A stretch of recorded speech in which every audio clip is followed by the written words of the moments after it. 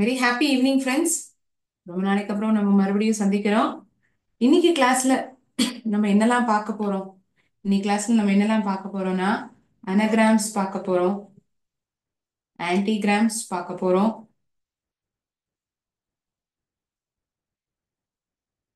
அப்புறம் will start with reported speech.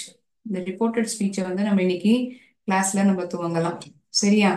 Will start up with reported speech in today's session. So does anyone have idea regarding anagrams and antigrams? இந்த ரெண்டுத்து பத்தியும் ஏதாவது ஒரு idea இருக்கா? இது என்ன, எதை பத்தினது, என்ன சொல்ல வரும், ஏதாச்சும் ஐடியா இருக்கா? You have any idea? What is it all about?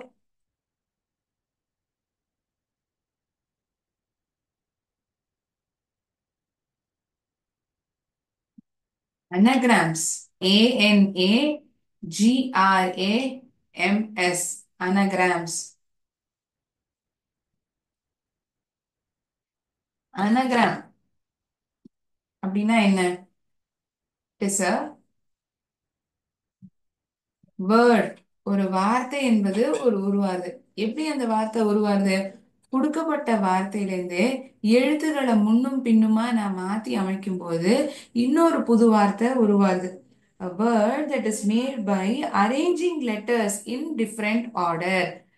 வேற வரிசையில அந்த எழுத்துக்களை நம்ம ஜோடிச்சு வைக்கிறோம். அப்படி பண்ணும்போது அத அனகிராம், அந்த புதுசா உருவாகக்கூடிய அந்த வார்த்தைய அனகிராம் அப்படின்னு சொல்றோம். So it is a word made by, முதல்ல அர்த்தத்தை தெரிஞ்சுக்கலாம். அதுக்கப்புறம் அனகிராம்ல நம்ம என்னெல்லாம் வார்த்தை, அதாவது கொடுக்கப்பட்ட வார்த்தையில இருந்து வேற என்ன ஒரு புது வார்த்தை நம்மளால உருவாக்க முடியுங்கிறதையும் நம்ம ஐடென்டிஃபை பண்ணலாம். It is a word made by arranging letters.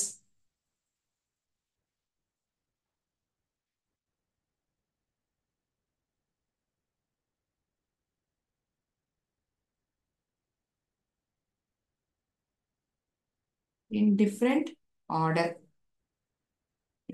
In different order, வேற வரிசையில நம்ம அதை அரேஞ்ச் பண்றோம். எப்படி மேம் சொல்ல முடியும்? த்ரோ, விட்டெறியறது, த்ரோ. இந்த வார்த்தையில என்னெல்லாம் எழுத்துக்கள் நம்மளால பார்க்க முடியுது? T, H, R, O, W. தூக்கி வீசப்படுறது, தூக்கி போடுறது, அதை த்ரோ அப்படின்னு சொல்லுவோம்.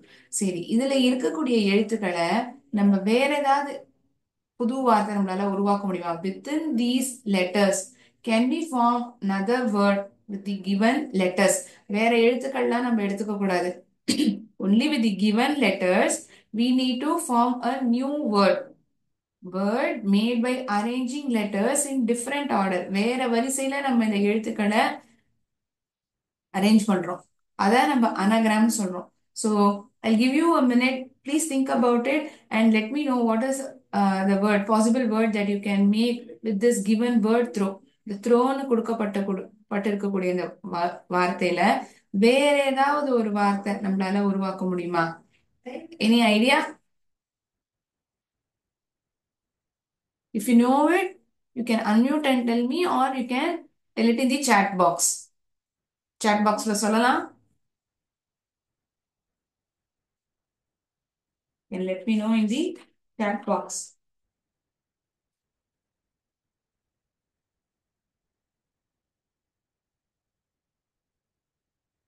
வேற என்ன வார்த்தை இதுல நம்ம உருவாக்க முடியும்? ஹெச், ஓ, டபிள்யூ, ஆர், டி. அவுட் அப்படின்னு ஏதாவது வார்த்தை இருக்கா? இல்லையே. Wrong guess. வேற என்ன பண்ணலாம்? கரெக்ட், ஒருத்தங்க சரியா கண்டுபிடிச்சிருக்கீங்க. அது என்னது? worth. worth. WORTH. WORTH. இந்த எழுத்துக்களை தான் நான் எடுத்திருக்கேன். வேற எந்த ஒரு எழுத்தையும் நான் எடுத்துக்கல. I'm just using the letters which are mentioned in the given word. Okay. Another word. வேற ஒரு வார்த்தையை பார்க்கலாம். Let's see one more word. படிக்கிறது. Study. STUDY. Study. with the letters S, T, U, D, Y. Can we form another word which has, it should be a meaningful word. அது வந்து ஒரு அர்த்தமுள்ள வார்த்தையாக இருக்கணும். சும்மா நான் வேர்ட் ஆஃப் ஒரு வார்த்தையை உருவாக்குறேங்கிற மாதிரி இருக்கக்கூடாது. It should be a meaningful word. ஒரு அர்த்தமுள்ள வார்த்தையாக இருக்கணும். தூசியுடன் இருக்கு அப்படின்னா அதை நம்ம எப்படி சொல்லுவோம் இங்கிலீஷ்ல? தூசியா இருக்கு அப்படின்னா என்னன்னு சொல்லுவோம்? தூசியா இருக்குன்னா டஸ்டி அப்படின்னு சொல்லுவோமா? The table is pretty much dusty. ரொம்ப தூசியா இருக்கு இந்த டேபிள் அப்படின்னு நான் சொன்னேன்னா டஸ்டி, DUSTY. எழுத்துக்களை நான் முன்னும் பின்னுமா மாத்தி எழுதுறேன். அதை உபயோகிக்கிறதுனால நான் ஒரு புது வார்த்தையை உருவாக்க முடியுது உருவாக்க முடியுது. Sorry. I want you to be quite interactive. கொஞ்சம் பதில் சொல்லணும்னு நான் விருப்பப்படுறேன். ஏன்னா இதெல்லாம் ரொம்ப சிம்பிள் ஒரு கான்செப்ட் தான். ஒகேபுலரி பகுதியில ரொம்ப சிம்பிள் கான்செப்ட், நம்மளால ஈஸியா ஐடென்டிஃபை பண்ண முடியும். So anagram is nothing but a word that is made by arranging letters in different order.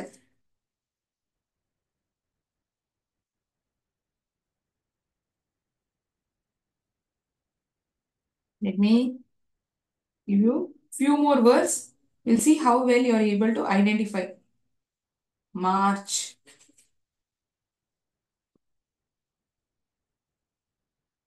Let me give you simple word. Sale. விற்பனை. Sale.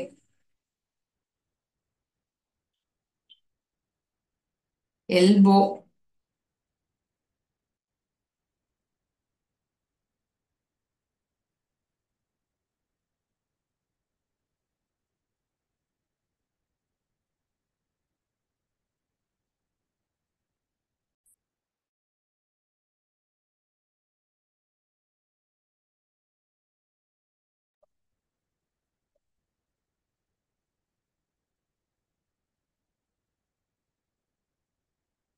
Pavul, sale, elbow.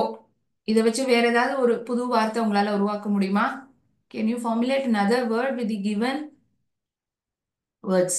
கொடுக்கப்பட்டுள்ள வார்த்தைகளை வச்சு உங்களால வேற ஏதாவது புது வார்த்தை உருவாக்க முடியுதா?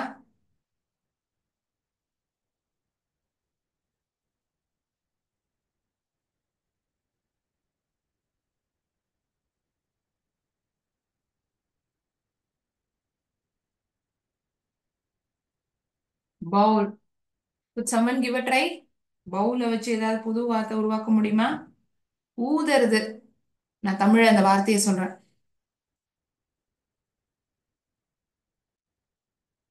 S, you have identified it correctly.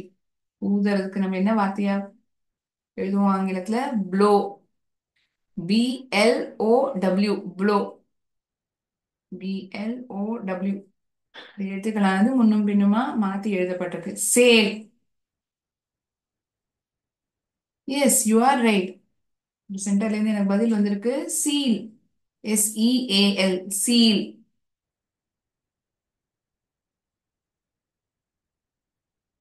Elbow.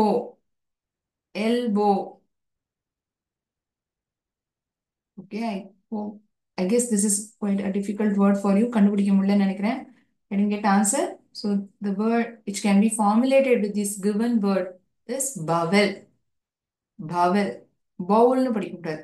இதுதான் பவுல். இது bowel. BOWEL. So anagram is nothing but a word that is formulated by arranging letters in different order. Then what is antigram, ma'am? அப்படின்னா antigramனா என்ன? antigramமும் அதே மாதிரி தான். We are formulating a new word by arranging the letters. அப்படின்னா இதுக்கும் இதுக்கும் என்ன வித்தியாசம்? அப்படின்னா ரெண்டுமே அனகிராம்னு சொல்லலாம், இல்லாட்டி ஆன்டிகிராம்னு சொல்லலாம். ஏன் ரெண்டுத்துக்கும் வேற வேற பேரு?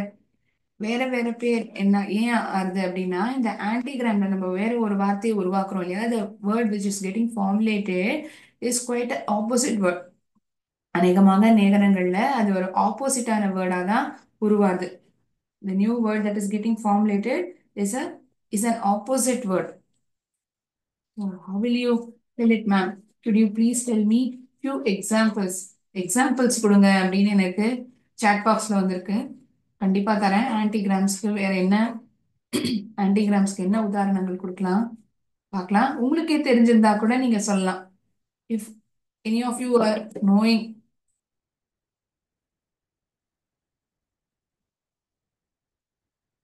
antigram, first let me write the meaning. A word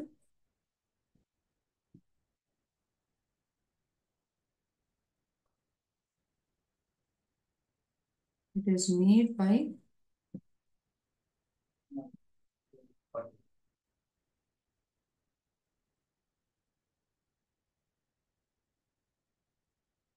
rearranging letters. எழுத்துக்களை முன்னும் பின்னுமா மாத்தி அமைக்கிறோம். அது மட்டும் இல்லாம and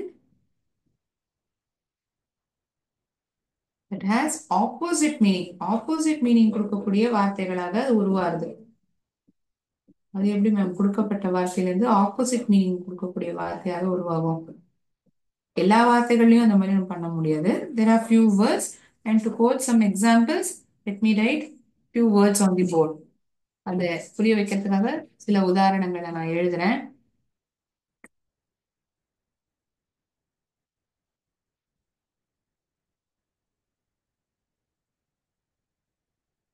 சைலண்ட், அமைதியா இருக்குது சைலண்ட். 45, லிட்ரலான ஆப்போசிட் மீனிங்கா சில வார்த்தைகள் அமையாது. ஓகேயா? நேர் எதிர்மறை வார்த்தையாக சில வார்த்தைகள் உருவாகாது. So more or less and opposite meaning word would be formed. Okay, happy sad அப்படின்னா எக்ஸாக்ட் ஆப்போசிட் வேர்டா இருக்கு. இங்க அந்த மாதிரி இருக்காது, but it is definitely going to be a word which is having a opposite meaning. வேற ஒரு புது வார்த்தை மட்டும் உருவாகல, ஆப்போசிட் மீனிங்கா இருக்கக்கூடிய வார்த்தையாக அது உருவாது. சைலண்ட், அமைதியா இருக்கிறது. இதுல இருந்து வேற என்ன புது வார்த்தை உருவாக்கலாம், எழுதலாம்? You can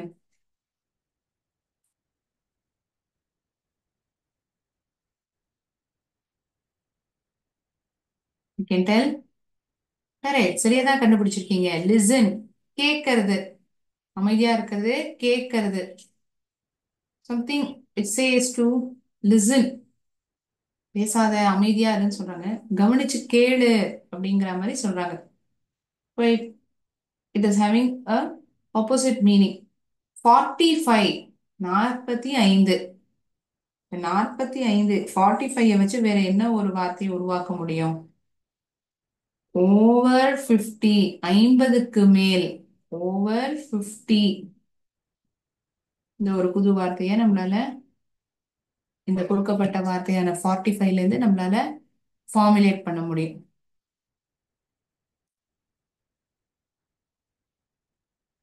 ஃபார்முலேட்னா என்ன? உருவாக்குறது.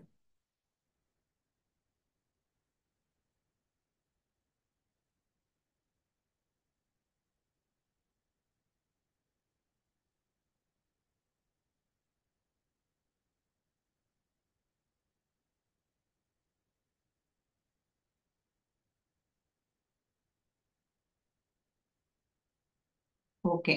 Now we have seen anagrams and antigrams. I will give you two words as homework. Okay. You need to identify those words. அது என்ன வார்த்தை உருவாருதுங்கிறத நீங்க எனக்கு ஐடென்டிஃபை பண்ணி அடுத்த கிளாஸ்ல சொல்லணும். சொல்லுவீங்களா? Will you tell? Fine. Thank you. We'll see how many of you are able to identify it.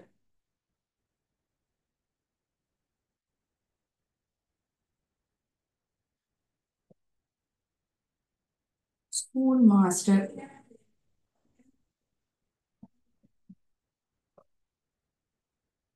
Inferno. இந்த இரண்டு வார்த்தையில இருந்து வேற ஒரு வார்த்தையை நீங்க உருவாக்க வேண்டியதா இருக்கு. You need to formulate a new word with from these two given words and let me know what is the new word that is getting formulated. வேற என்ன புது வார்த்தையை உங்களால உருவாக்க முடியுங்கிறத நீங்க எனக்கு சொல்லுங்க. Okay, take this as a homework. We'll let me know in the next class. Ma'am, இந்த ரெண்டு வார்த்தைக்கான பதில் இதுதான், நாங்க ஐடென்டிஃபை பண்ணிட்டோங்கிறத நீங்க சொல்லலாம். சரியா? Okay. We'll move on to the next concept.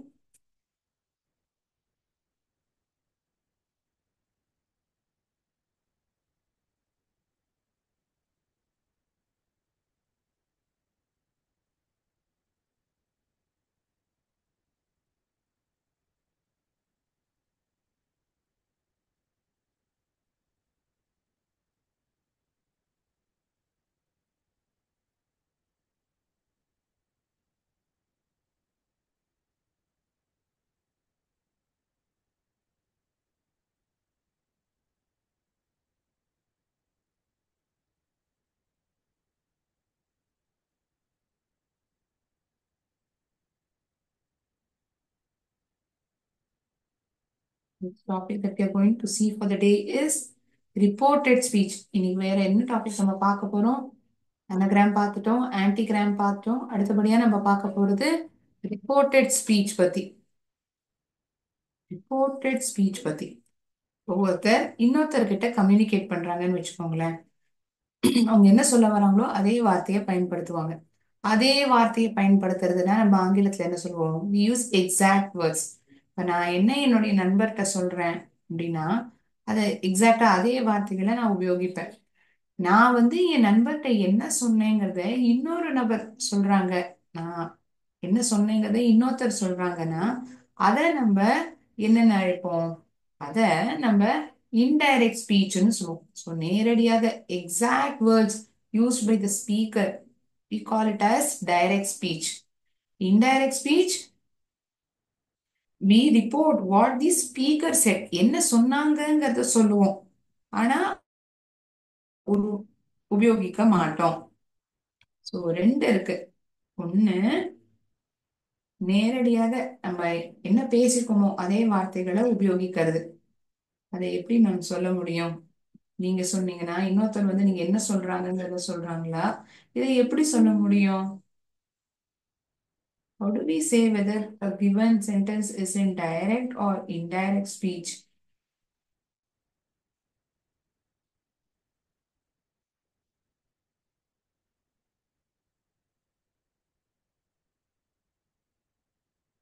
Raj said.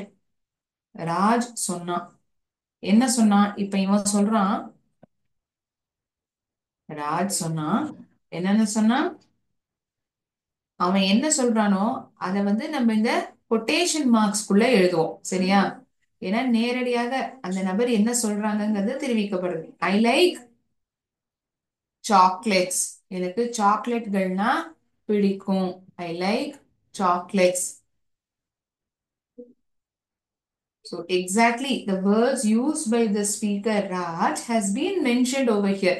இவர் என்ன சொல்லியிருக்காரோ அந்த வார்த்தைகள் வந்து அதேதான் உபயோகிக்கப்பட்டிருக்கு. இப்ப இன்டைரக்ட் ஸ்பீச்ல என்ன ஆகும்னா, அவனுக்கு சாக்லேட் பிடிக்கும்னு அவன் சொன்னான். நீ அதே வார்த்தைகளை நம்ம இங்க உபயோகிக்கிறது இல்ல. we are just informing what the speaker said without using the exact words. so இங்க மெயினா டிஃபரன்ஸ் என்ன வருதுன்னா, exact words இத வந்து ஞாபகம் வச்சுக்கலாம். அதே வார்த்தைகள்.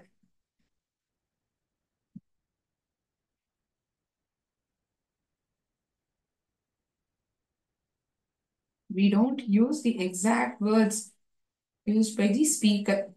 we don't use. அதனால தான் நான் இங்க into mark போடுறேன், சரியா? we are reporting what the person spoke. என்ன கான்வர்சேட் பண்ணாங்கங்கிறத நம்ம இங்க தெரிவிக்கிறோம். ராஜ் என்ன சொன்னார்னா, Raj said that or told that. Write this. Raj Raj என்ன சொன்னார்னா, Raj told that he liked, அவனுக்கு சாக்லேட்டுகள் பிடிக்கும் என்று ராஜ் சொன்னான். ராஜ் சொன்னான் அவனுக்கு சாக்லேட்களை பிடிக்கும் என்று. Raj told that he liked chocolates. அவனுக்கு பிடிக்கும்னு அவன் சொன்னான். Raj told that he liked chocolates. So இங்க கவனிச்சோம்னா ராஜ் இந்த பேர் அதேதான், செட்டுங்கிறது இங்க டோல்டுன்னு சொல்லப்பட்டிருக்கு. வேற என்ன மேம் வித்தியாசம் வந்திருக்கு? இங்க வித்தியாசத்தை பார்த்தோம்னா, ஐங்கிற வார்த்தை, இந்த ஐங்கிற ப்ரோனவுன் இங்க என்ன வார்த்தையால மாத்தி எழுதப்பட்டிருக்கு? ஹீங்கிற வார்த்தையால மாத்தி எழுதப்பட்டிருக்கு. ஏன் மேம் இங்க ஹீ உபயோகிக்கணும்? ஏன் உபயோகிக்கணும்னா யார் பேசுறா? ஒரு ஆண் நபர். So we replace the word, we replace this pronoun with another pronoun. இங்க ஆண் நபருங்கிறதுனால நம்ம ஹீங்கிற வார்த்தையால மாத்தி எழுதுறோம். லைக், பிடிக்கும் என்று சொன்னான். எனக்கு பிடிக்கும். உனக்கு பிடிக்கிறதுன்னு அவன் சொன்னான். he liked chocolates. இத வந்து பிரசன்ட்ல இருந்து பாஸ்டுக்கு நம்ம மாத்துறோம். காலமானது மாற்றி அமைக்கப்படுறது. சோ ரிப்போர்ட்டிங் வேர்ப் மாத்தி எழுதப்படுறது. சோ ரிப்போர்ட்டிங் வேர்ப்னா இங்க என்ன மேம்? இங்க ரிப்போர்ட்டிங் வேர்புங்கிறது இந்த வாக்கியத்துல செட். இந்த ரிப்போர்ட்டிங் வேர்ப் இங்க என்னவா மாத்தி எழுதப்படுறது? இன்டைரக்ட் ஸ்பீச்ல told. Said is being replaced by the word told. Then pronoun is getting changed. நான், அவன், எனக்கு பிடிக்கும். அதாவது எனக்கு சாக்லேட்கள் பிடிக்கும். இங்க எனக்குங்கிறது யார சொல்லப்படுறது? இங்க எனக்குங்கிறது யார குறிக்கிறது? இங்க எனக்குங்கிற வார்த்தை வந்து ராஜ குறிக்கிறது இல்லையா? அவனுக்கு சாக்லேட்டுகளை பிடிக்கும் என்று ராஜ் சொன்னான். ப்ரோனவுன் இங்க மாத்தி எழுதப்படுறது. ஸோ செட்ல இருந்து டோல்ட் மாத்தி எழுதுறோம். அடுத்தபடியா I is getting replaced with the word he in this given sentence.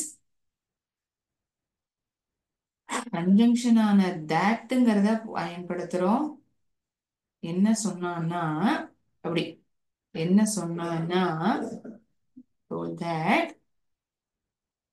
tense is getting changed. காலமானது மாத்தி எழுதப்படுறது.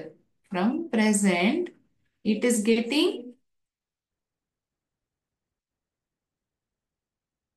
transformed to past. அவனுக்கு பிடிக்கும்னு அவன் சொன்னான். Present to past. So tense is getting changed.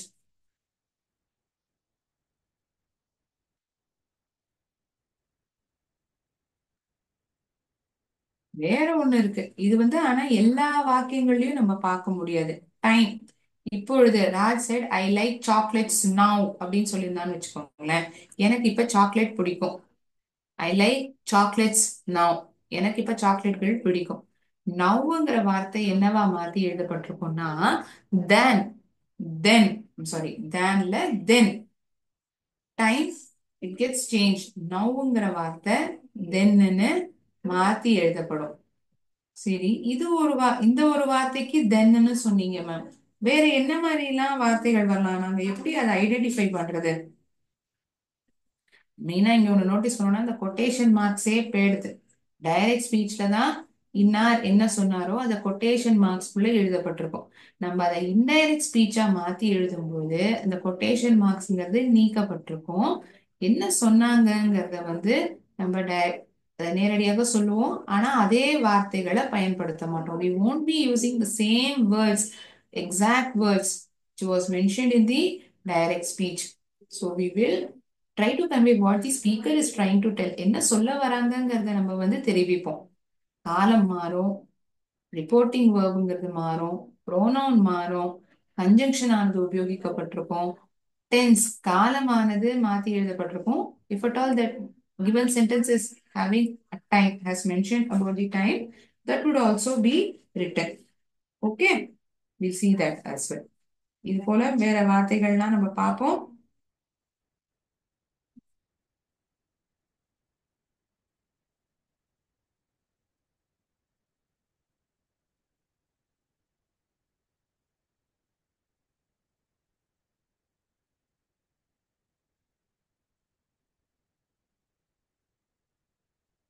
We will see few other words wherein the time is getting changed.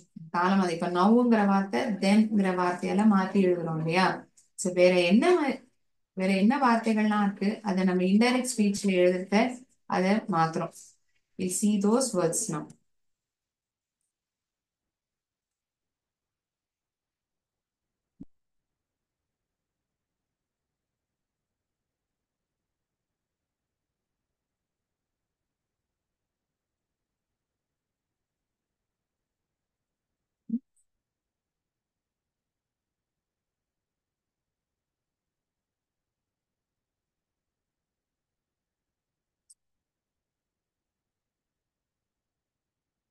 exact words, direct speech. We are reporting what has been told in indirect speech. We don't use the exact words. இப்பொழுது, now, it is getting replaced with then. Today, இன்றைக்கு அப்படின்னு சொல்ற வார்த்தை that day. Today, that day. Tomorrow, நாளைக்கு. TOMORROW. அடுத்த நாள்.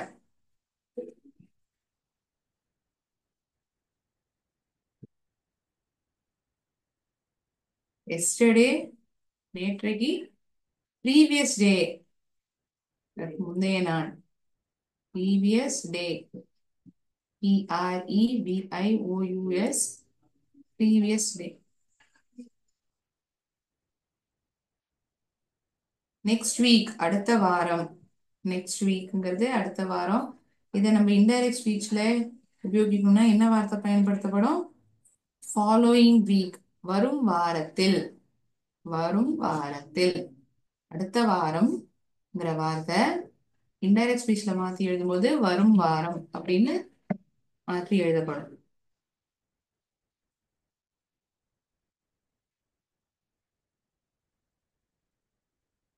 ago, before. நவ்ங்கிற வார்த்தை தென்னும். Today, that day. Tomorrow, next day.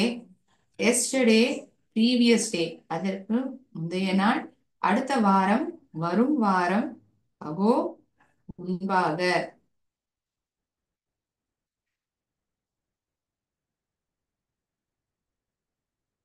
So you may make note of these words.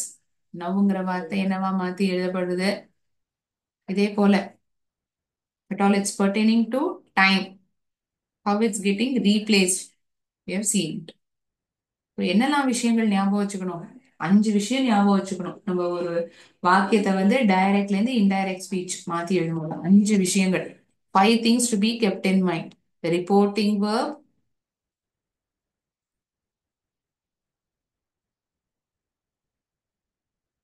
I read that. 5 விஷயங்கள் என்னங்கிறத நான் மறுபடியும் எழுதுறேன். நான் இதை எழுதுறத நீங்க என்னோடய சேர்ந்து எழுதியிருப்பீங்கன்னு நான் நம்புறேன். Direct speech to indirect speech. Time, but all it pertains to time, what it's getting, how it is getting replaced with another word. 5 விஷயம். என்னெல்லாம் விஷயம் நம்ம மாத்துவோம்? Reporting verb. முதலாவதாக நம்ம ரிப்போர்ட்டிங் verb.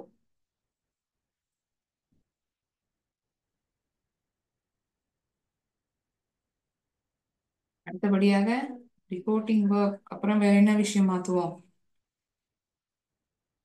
ப்ரோனவுன்.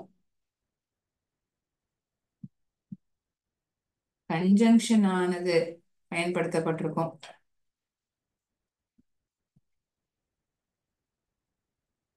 டென்ஸ், காலமானது மாத்தி எழுதப்பட்டிருக்கும்.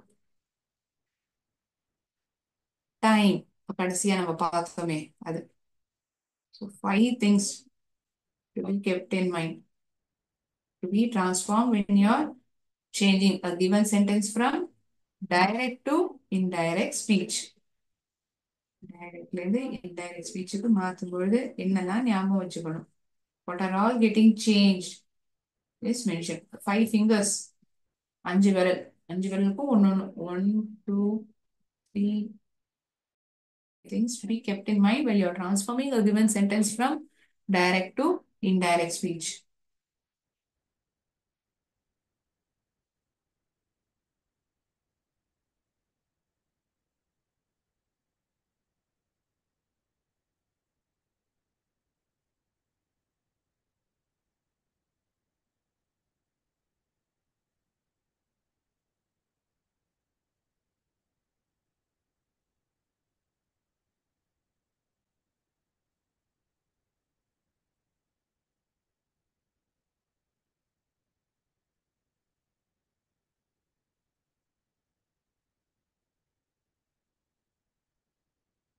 Okay. Now we'll see sentences. It is having various tenses. அதாவது வெவ்வேறு காலங்கள்ல ஒவ்வொரு வாக்கியமும் எழுதப்பட்டிருக்கும். அதை இன்டைரக்ட் ஸ்பீச்ல மாத்தி எழுதும்போது என்னவா மாறுது? அதை ஒன்னொன்னா நம்ம பார்க்கலாம்.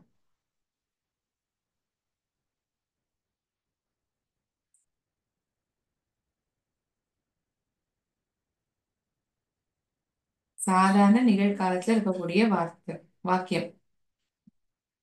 நான் படிக்கிறேன். I study. I live in Trichy. நான் திருச்சியில் வசிக்கிறேன். இது போல verb ஆனது சாதாரண நிகழ்காலத்துல இருக்கு. சோ அது போல இருக்கக்கூடிய வாக்கியங்களை இப்ப நம்ம பார்ப்போம். அவங்க சொன்னாங்க. they said. what did they say? சொன்னாங்க. they said அப்படின்னு சொல்லப்படுது. என்ன சொன்னாங்க? we இந்த கொட்டேஷன் மார்க்கு அப்புறம் இருக்கக்கூடிய முதல் எழுத்தானது கேபிட்டல் லெட்டர்ல இருக்கணும். அதே போல அவங்க சொன்னாங்க. after the set there should be a comma that has to be placed. soon after the comma you need to put quotation marks. they said we speak Spanish. நாங்க ஸ்பானிஷ் பேசுவோம்னு அவங்க சொன்னாங்க. நாங்க ஸ்பானிஷ் பேசுவோம்னு அவங்க சொன்னாங்க. they speak Spanish. யார் சொல்றா? அவங்க சொன்னாங்க. இங்க யாரோட பேரும் எழுதப்படல. instead this been mentioned. They have used the word they. pronoun ஆன they அவர்கள்ங்கிறது பயன்படுத்தப்பட்டிருக்கு.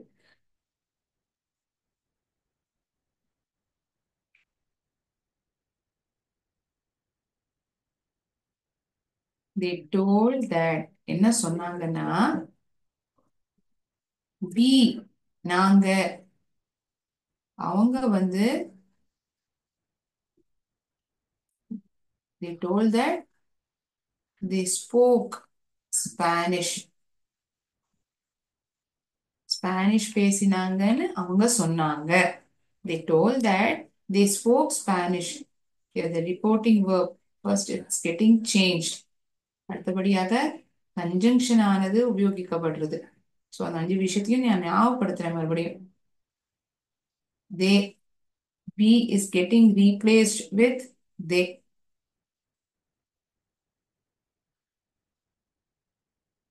நாங்க பேசுவோம். நாங்கங்கிறது இங்க யாரை குறிக்குது? இன்னொருத்தர் சொல்றார். யார் சொல்றா? அவங்க அப்படிங்கிற ப்ரோனவுனை நம்ம பயன்படுத்துறோம். ஸ்பீக் டென்ஸ் ஆனது மாத்தி எழுதப்படுறது. டென்ஸ் காலம். ஸ்பீக்குங்கிறது ஸ்போக்கா மாத்தி எழுதப்படுறது. Speak is getting replaced with the word spoke. பேசுறேன், பேசினேன். இங்க டைம்ங்கிறது இல்ல. எப்போ பேசினோம்? நேத்திகா, இன்னிக்கா, அடுத்த வாரமா? அது அந்த விஷயம் இங்க சொல்லப்படல. Reporting verb. ஆர்பினா என்ன? Reporting verb. என்னன்னு யோசனை பண்ணாதீங்க. RP is nothing but reporting verb.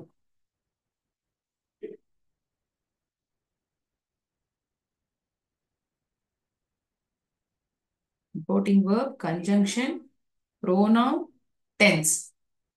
Normally we change these four things when we are transforming a given sentence from direct to indirect speech. Okay? In few sentences, regarding pronoun, I'm so sorry, regarding time would have been mentioned. நேரத்தை பத்தி சொல்லப்பட்டிருக்கும். மற்றபடி அநேகமான வாக்கியங்கள்ல இதுதான்.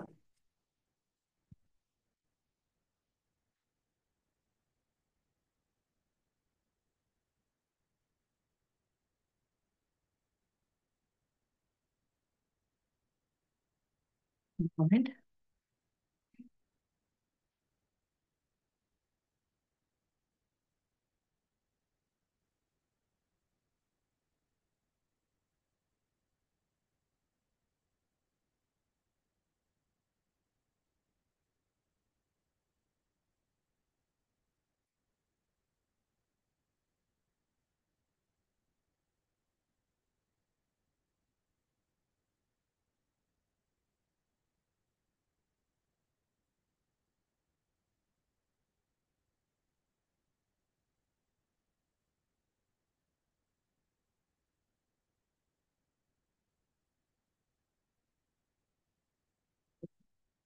இந்த concept பேசிக்கான விஷயம் உங்களுக்கு புரிஞ்சிருந்தது இன்னைக்கு கிளாஸ்ல அப்படின்னா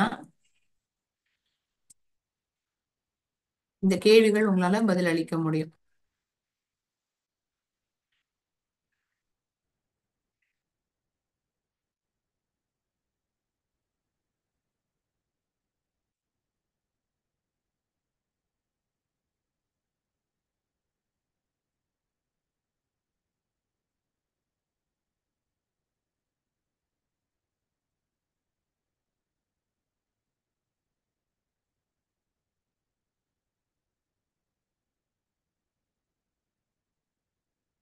When the exact words used by a speaker are reproduced, it is called, அதே வார்த்தைகள் பயன்படுத்தப்பட்டிருக்கு அப்படின்னா அது என்ன ஸ்பீச்னு சொல்லுவோம்? Figures of speech, direct speech, indirect speech.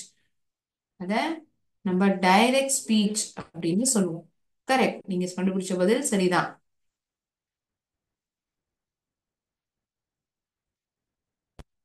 When the meaning of the direct speech is conveyed in the reporter's words, it is called as, இன்ன விஷயம் சொல்லப்பட்டுள்ளது அப்படிங்கறத தெரிவிக்கிறது அந்த வாக்கியம் அப்படின்னா அது என்ன ஸ்பீச்னு சொல்லுவோம்? Direct speech, indirect speech, parts of speech. Indirect speech. Correct. Direct speech is always within single inverted commas, brackets, double inverted commas. The quotation mark, inverted commas, ரெண்டுமே ஒரே அர்த்தத்தை கொடுக்கக்கூடிய வார்த்தைகள் தான். Okay, another name is inverted commas. கமாவா, double inverted கமாவா, இல்ல பிராக்கெட்டா? சரி, கரெக்ட் தான். Double inverted commas. Direct speech is separated from the rest of the sentence usually by மத்த வாக்கியத்தை, அதாவது என்ன சொன்னாங்க அப்படிங்கறத வந்து எதை பிரிக்குது? இந்த செட்டுக்கு அப்புறம் நம்ம என்ன போடுவோம்னு சொன்னேன்? Colon, semicolon, comma. எதை பயன்படுத்துவோம்னு? மிகச் சரியான பதில் கமா தான். No inverted comma is used in direct speech, indirect speech. Indirect ஸ்பீச்ல நம்ம இன்வெர்டட் கமாஸை பயன்படுத்த மாட்டோமா? டைரக்ட் ஸ்பீச்ல பயன்படுத்த மாட்டோமா? we don't use it in indirect speech. சரியான பதில். In the indirect speech, conjunction dash is used to join the reported speech with the rest of the sentence. எந்த conjunction நம்ம பயன்படுத்துறோம் மற்ற வாக்கியத்துடன் இணைக்கிறதுக்கு? yet, but, that. தட்டுங்கிற வார்த்தையை உபயோகிக்கிறோம். She said, I need help with my homework. எனக்கு உதவி தேவைப்படுறது அப்படின்னு அவ சொன்னா. இந்த வாக்கியம் வந்து டைரக்ட் ஸ்பீச்சா, இன்டைரக்ட் ஸ்பீச்சா? அவ சொல்றா. நீங்க எப்படி ஐடென்டிஃபை பண்ணலாம்? இதுல வந்து ஒரு ஹிண்ட் தரேன். எப்படி ஐடென்டிஃபை பண்ணலாம்னா, இன்னார் இந்த விஷயத்த சொல்றாங்கன்னா கொட்டேஷன் மார்க்ஸ்குள்ள இருக்கும்னு சொன்னேன். எந்த இதுல இருக்கும்? டைரக்ட் ஸ்பீச்ல இருக்குமா, இன்டைரக்ட் ஸ்பீச்ல இருக்குமா? கண்டிப்பா இன்டைரக்ட் ஸ்பீச்ல இருக்காது. ஏன் அப்படி சொல்றீங்க? டைரக்ட் ஸ்பீச்ல தான் இருக்கும். என்ன என்ன சொல்றாங்கங்கிறத எக்ஸாக்ட் வேர்ட்ஸ் பயன்படுத்தணும் தானே சொன்னேன். எனக்கு கொஞ்சம் உதவி வேணும் என்னுடைய ஹோம்ஒர்க் செய்யறதுக்கு, எனக்கு வேணும் சொல்றா. எனக்கு கொஞ்சம் உதவி வேணும்னு அவ சொல்றா. I need help with my homework. It is with in quotation marks. Correct, direct speech தான். Ajay said that his parents were just fine. என்ன சொன்னான்னா அவங்க அம்மா அப்பா வந்து நல்லா தான் இருக்காங்கன்னு அஜய் சொன்னான். இன்வெர்டட் கமாஸ் இருக்கா? இன்னொன்னு நீங்க என்ன கவனிக்கலாம்? கன்ஜங்ஷன் உபயோகிக்கப்பட்டிருக்கு. என்ன சொன்னாங்கங்கிறது முக்கியமா, அதுதான் நம்ம கவனிக்கிறோம். நேரடியான வார்த்தைகள், எக்ஸாக்ட் வேர்ட்ஸ், அதே வார்த்தைகள் உபயோகிக்கப்பட்டிருக்கா, இல்லாட்டி என்ன சொன்னாங்கங்கிறது இந்த சென்டென்ஸ் கன்வே பண்றதா? என்ன சொன்னாங்க அப்படிங்கிறது தான் கன்வே பண்றது. அதனால இது இன்டைரக்ட் ஸ்பீச் தான். மிக சரியான பதில். Indirect speech cannot be converted to direct speech. True or false?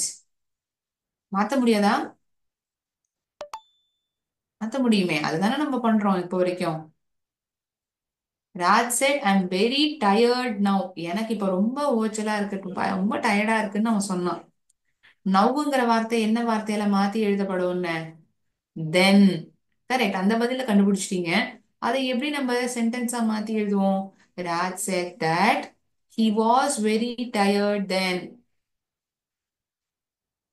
பொழுது அவனுக்கு மிக ஓச்சலாக இருந்தது என்று அவன் சொன்னான்.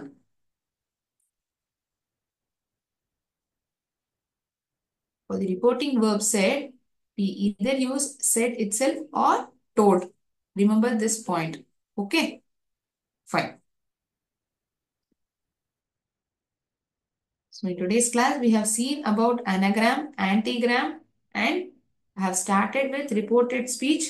எப்படி இருக்கும் அந்த வாக்கியத்தினுடைய அமைப்பு, நிகழ்காலத்தில் இருக்கக்கூடிய சென்டென்ஸ் எப்படி மாறுது, அப்புறம் ஒரு வேர்ட் வால் ஆக்டிவிட்டி கூட நம்ம பார்த்துருக்கோம்.